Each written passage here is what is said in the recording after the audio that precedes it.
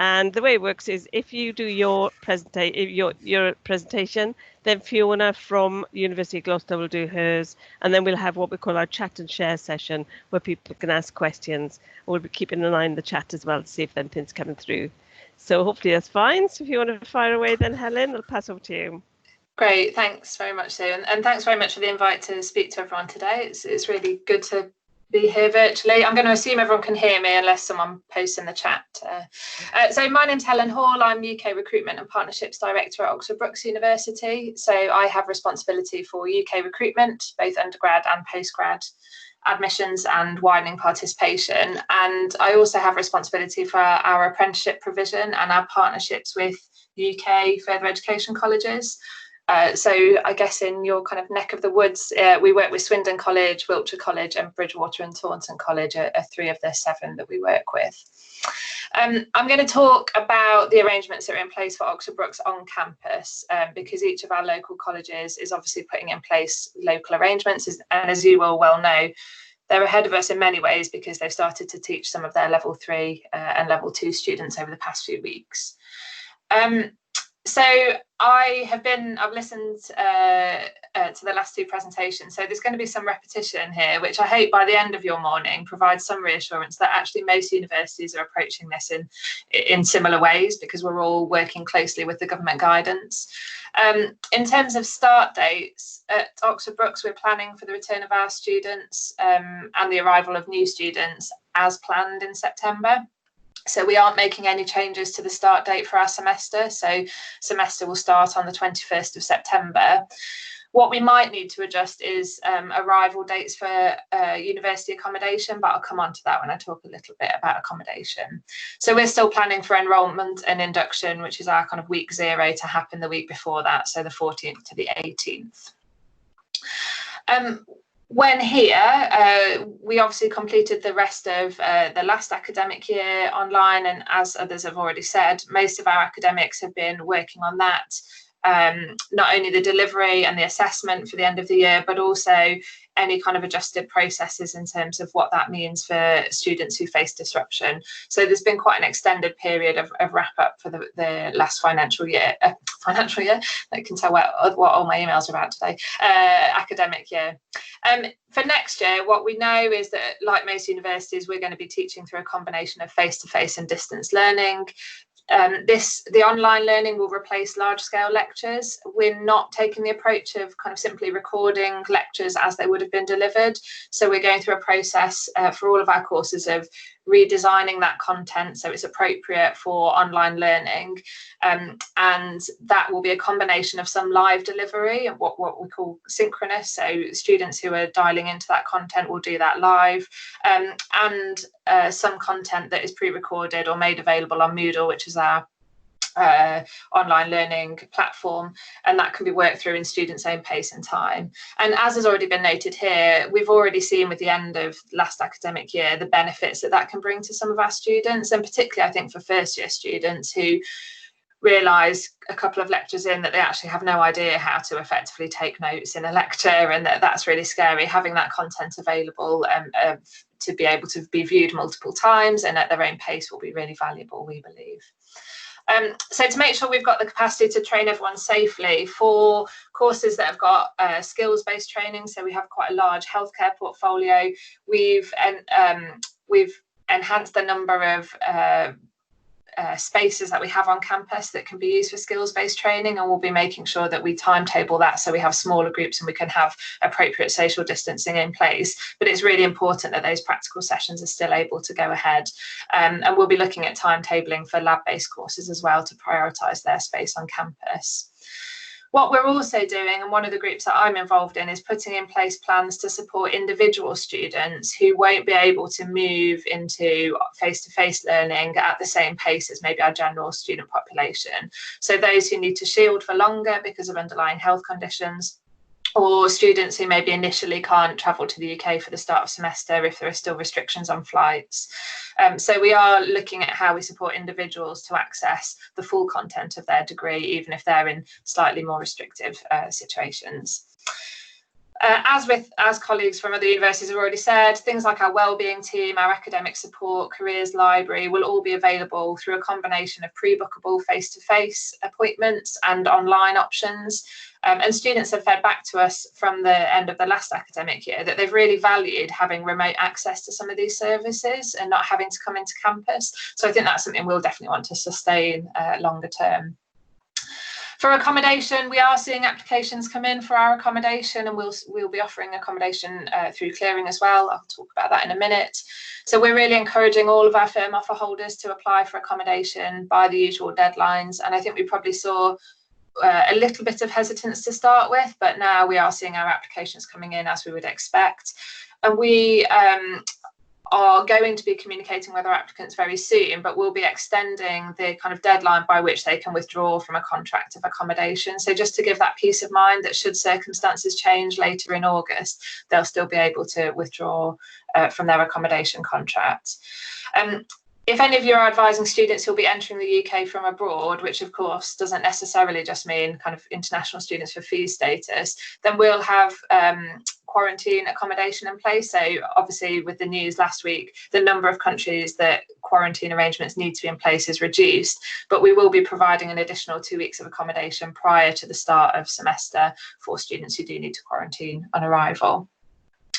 I mentioned that one of the things that might change around our start dates is arrivals in halls, and that's something that we need to manage the arrival times to ensure that we can keep appropriate social distancing in place. So whereas normally students can arrive at any point on a certain day, we'll probably be giving pre-booked kind of slots, and they may be spread over a couple of days, but we'll be contacting students at that effect.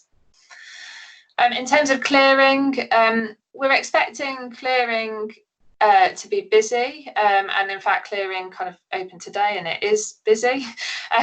So not only with direct clearing applicants, which we are seeing increased interest from people who haven't yet made an application to university but are now inquiring about applying for September 2020 entry, but potentially with a much larger number of students who are looking for advice and who are a bit confused about their options and what they could or should do in September. And I think this is off the back of quite a firm kind of message out from Department for Education and the Universities Minister that students have a second chance. And we're seeing that being a little bit unsettling for students who have already been through a huge amount of disruption, not sitting exams that they expected, and now they're sort of feeling like they're being asked to second guess their decisions. So one of the key things that we would always ask you to advise students is not to panic at this point, and that they will have made well-researched decisions about the university that they wanted to go to, and that those decisions still hold. There's been quite a lot of communication about dates changing and promoting Clearing Plus and opportunities to change their mind, but students don't need to change their mind, and they can trust the open days that they went to and the decisions that they made. So over the next few weeks, we've got a lot of current students available 7 days a week via our Unibuddy chat. So if you go on the Brookes website, you can chat to a current student. We delivered a virtual open day in June, just at the end of June, and students who are thinking about Brookes for this September can also look at that content that's online over the next few weeks. And at confirmation, when students do get their results, we'll be really mindful of the impact that awarded grades might have had on individual learners. So for our applicants who are eligible for a contextual offer at Oxford Brookes, so that already means that they will have an offer that is typically 3 A-level grades below the kind of standard offer for their course based on them meeting certain criteria. Then we're looking at measures that we can put in place to ensure that the application is reviewed again holistically if anyone's at risk of not meeting the conditions of their offer. And that's really just to make sure that wherever possible, no one gets rejected by default because of the impact of this summer and the change to how grades have been awarded, and that we're reviewing that in full. And obviously that's in the context of wanting to make sure that we're setting students up to succeed and able to do that. So I guess the key thing we would want to advise students is, as I've already said, not to panic over the next few weeks. I've spoken to a lot of students around open days and things who are very uncertain about what awarded grades, and we'd encourage them to wait until they've got their results, check UCAS track in the morning and to see whether their place has been confirmed, and then they can make some decisions about what they want to do next. And then into a little bit, one final minute in terms of outreach and looking ahead, we have continued with a fairly full programme of outreach. So in early April, we launched a virtual outreach hub. which is on the Brookes website, and so it's just brookes.ac.uk/outreach. I'll pop it in the chat. So we've got everything from primary projects, so for year 5 and 6, a kind of primary based research project, through to virtual taster sessions in our Moodle site where students can log in and can do a whole host of kind of bits of work and have a real taster of some of our courses. We've kept going with some of our parents project, so we have a space parents project which we deliver as part of the Study Higher Uni Connect programme, and that's also available out via our virtual hub. And we're also delivering our summer schools virtually, so we already had hundreds of applications for our summer schools, and we absolutely thought that if ever that kind of summer intervention for year 12 students, if there was only ever a role we could play, then this is the summer we need to maintain that. So they kick off on Monday. So anyone who'd applied to be part of our summer schools and was eligible for a place will have a place on that virtual summer school. And we've worked really hard to make sure that obviously we're reliant on online delivery for some of that, but that we are completely taking into account the fact that many of the students that the summer schools are designed for don't have direct access to or don't have sole use of a device or reliable Wi-Fi. So we've really worked to think about how we deliver that. So that's it from me, but happy to obviously take any questions once I think it was Fiona that I'm handing over to. Thanks, Sue. Thank you, Helen. That was great. Thank you very much. So what we'll do is hear from Fiona from the University of Gloucester, and then there'll be an opportunity to ask any questions or start typing them in the chat pane whenever you think of one. Fiona, thank you very much for coming along. Nice to see you. Do you want to just get going? Yeah. Okay. Hi, I'm one of the managers in the student recruitment and outreach team at the University of Gloucestershire. So I'm just going to do a bit of a quick update on sort of what's going on at the university, and then, like you said, can ask any questions afterwards. So we are planning for start date of Monday the 21st of September for our students after induction on the 14th. So that hasn't changed. In terms of delivery, like many of the universities, we are looking at kind of a mixture of online and on campus, but I think one of the main things that we're doing is we're looking at courses case by case, so we're not coming with some sort of blanket policy where we say all of these lectures will be online or anything like that. Just reason being, because we're spread across 3 campuses and we have sort of small group teaching already for some of our courses, what we're trying to look at is where possible bringing students to campus, especially for courses where they need to use specialist facilities and access these in kind of small groups. So where we can prioritise courses where we want to get students on and making sure they're using what they need to do their course, we're kind of looking at it case by case. And in terms of things like accommodation, this is open on time for students to come in. However, if students are unable to move in due to COVID-19 or they change their mind before the 28th of August, we will refund in full that £200 deposit that we would usually ask that they pay.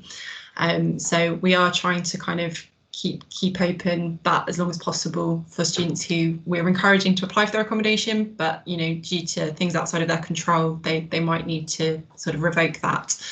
In terms of induction, we have a MyGloss app for our students, and what we're trying to do is release that induction content earlier than we usually would. So starting this month, we're kind of releasing through the app different things for their courses that they can prepare for, being mindful that they've had a large gap in learning. Many teachers I've spoken to, that final kind of year of college or year 13s, because their grades are being calculated on stuff that's they've submitted or work they've been doing before everything happened. They're really trying to signpost into anything that they can be doing to keep those learning skills going and really prepare. I've even had really keen students who've contacted their careers advisor or head of year 12 saying, what can I do for this particular course, and trying to send out that information as soon as possible. So that's the kind of things we're doing in terms of opening of campus. And the SU are working really hard with health and safety and also with academics to think about what can that student experience look like in person with 1/2 meters in place, but also the understanding that it might be that some events are delayed into later into the year, just to make sure that they still happen and it's not just, well, we're moving everything online, because we appreciate that a lot of that engagement with peers is most value when you're actually together in person. In terms of applications, So actually, obviously, like every other university, it will be interesting come sort of October, November, what enrolments actually look like, and whether this has impacted that sort of student behaviour. But what we are largely seeing at the moment is actually really positive in terms of firm acceptances are up and applications are up, which is great. And I think a large part of what we and other universities are trying to do is just make sure that we get the right information out at the right time to students, so that they can make their decisions around that.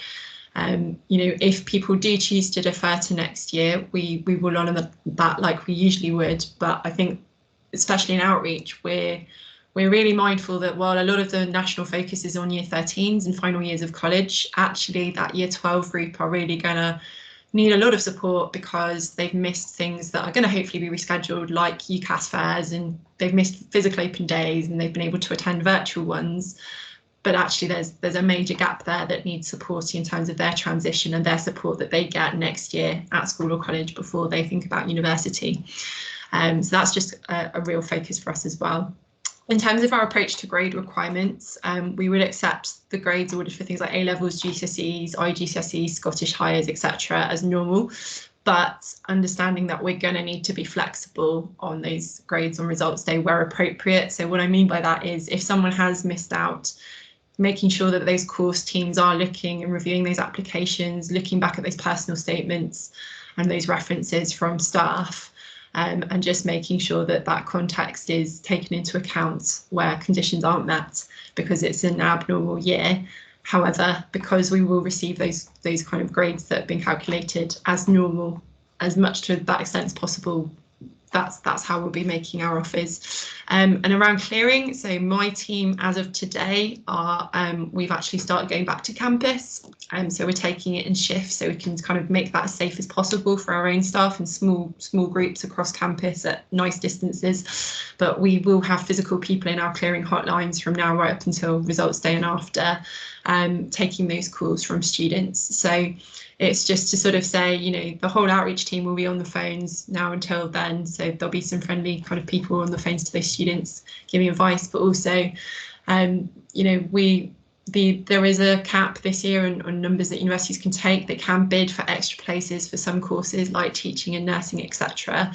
But it's just to say that we'll have to kind of monitor that carefully and see where there are some courses that, if you get to a certain point and actually we've almost met that number, it might be that clearing closes earlier than it usually would in other years. I think it's just kind of that understanding that students shouldn't rush their decisions around clearing, but it's just to make sure that they are kind of prepared for looking into the information, ringing the relevant people, thinking carefully through their choices as much as they can. As I said, perhaps haven't been able to go on site again. Maybe they were able to do so last year, but it's really just making sure that they're thinking that through carefully. And there again, I think advice is that next year, you may have an increase in people who've deferred from this year, may have an increase in people who are going back to university, and international students. So while obviously if students aren't confident to start this year, it's just making sure they've really got that plan A, B and C so that they know what are they doing with this year if they are deciding not to follow through with their original plans, and just kind of thinking that through carefully with their careers advisors as well. And then the kind of key things from us are similar. Just don't panic. It's actually there again, apart from the fact that we're in this very difficult, unusual situation, there are lots of positives around students in terms of being able to apply to university and the places available for them this year. So it's just really, as usual, consider their options carefully. Accommodation is available. So as I said, whether they choose to take that up or not, it's wise that if that was something they were thinking of doing, to make sure they get those applications in, because universities do accept people up to 2 weeks before, after courses start, into maybe late September and October, but it might be too late by the end of that time to then suddenly decide, actually, I do want accommodation if everyone else has got their accommodation applications in. So there will be accommodation available over clearing, but I would just recommend that students kind of think that through carefully. And then the other key message, because I work really closely with the student loans representatives, student loan applications looking really solid actually, but it's just to make sure that students that haven't applied by the deadline, it's not too late to apply. It will impact how, like, when they get their student loan in, so they might not get it on time.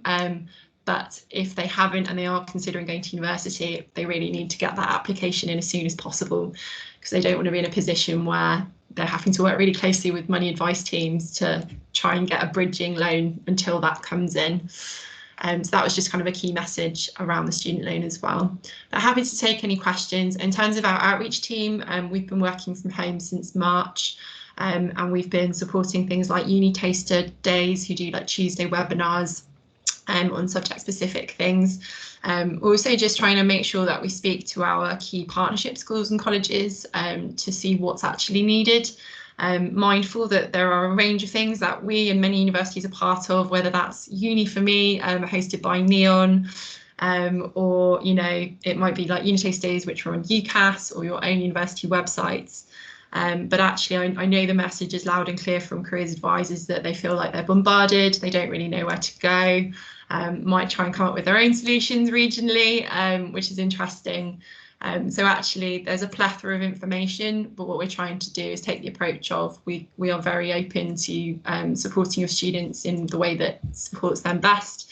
But if there is a gap in information, we would like to fill that gap rather than replicate some really fantastic work that we know is out there already. So for an example, one of the things that a colleague from a school said is that the pre-16 students, what they are going to miss out on in coming to campus and those kind of aspiration days is that sort of myth-busting element of, I've heard it myself observing, you know, a student walk past and saying, oh, I can't afford to go. And that's the first thing that they think at the age of 14. So trying to come up with relevant content around that, or whatever it is that they may need. But we are looking at when we can safely reintroduce on-campus delivery for outreach, considering things like the fact that there are those bubbles now around year groups. But it's going to be playing it by ear and making sure that it's whatever we do is safe for that student and for the staff as well. So I'll wrap it up there, just so there's time for questions. Okay, thank you very much for that. I mean, if you've got a question for Fiona, you can put your hand up, put your mic on. There are a few things that are coming through on chat. Carol was asking what the arrangements are going to be in accommodation, whether students are going to be putting accommodation with people on their own course. And you can see there's two different responses, one from Bath Spa and one from Bath.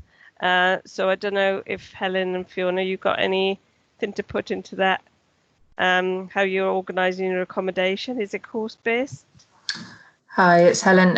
I've had to relocate because I'm now officially on childcare duty, so hopefully this will still go smoothly. The struggle is real.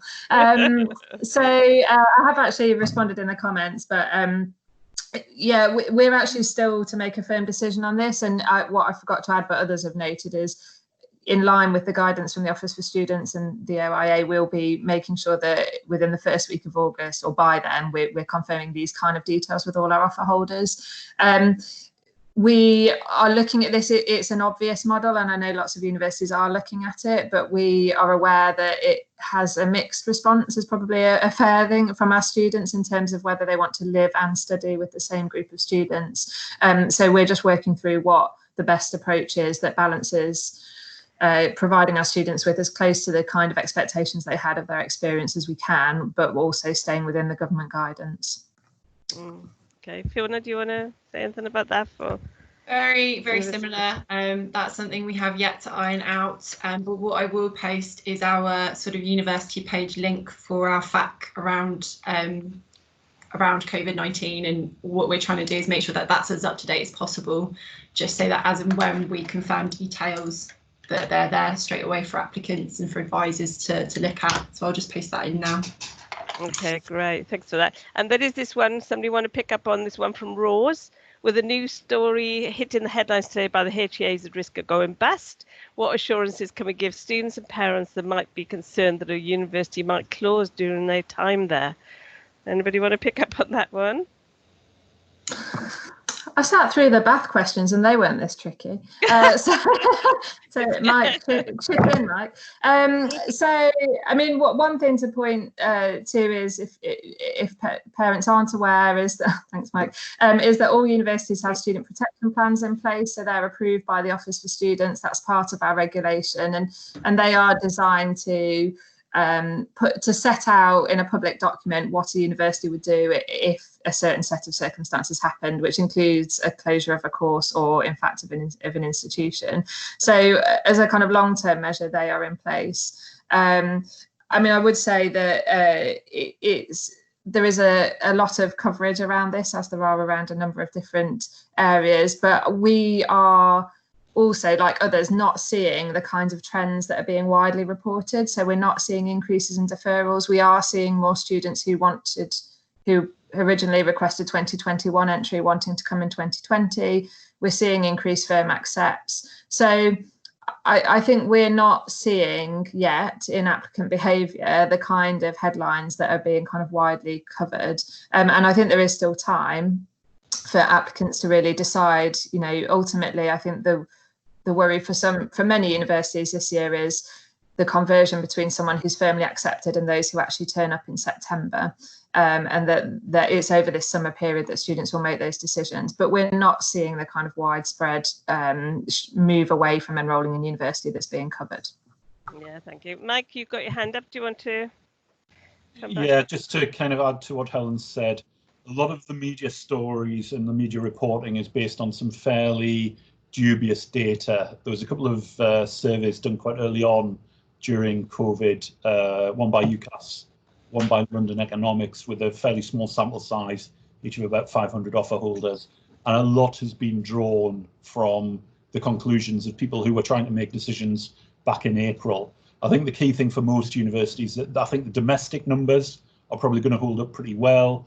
Europe will do well because this is the last chance for EU students to get in on UK fee levels. So it's really about the international numbers. And certainly back in the early kind of part of April, we were predicting at best maybe 30% of students from international destinations coming to the UK. I think we've seen, certainly the will is there from students. The key problems are going to be around cost. Somebody was telling me that an economy flight at the moment from Beijing is about £5,000 one way. So that's why a lot of universities are looking to work together to get flights from key destinations to get students into the UK. But that's, I think, where the weakness is at the minute. It's international students, but I think the home numbers and the EU numbers will hold up. And that's probably a better position than many universities were predicting when a lot of those original news stories started circulating. Thanks for that, Mike. Anybody want to ask a question? I think we've still got Mike, and we've got Helen and Fiona. I'm not sure if you're here, Mark. I'm looking at my list. Yeah, I think you're here as well. So if anybody's got a question of any of our universities we've heard from so far. That's all right, Rose. We like an awkward question.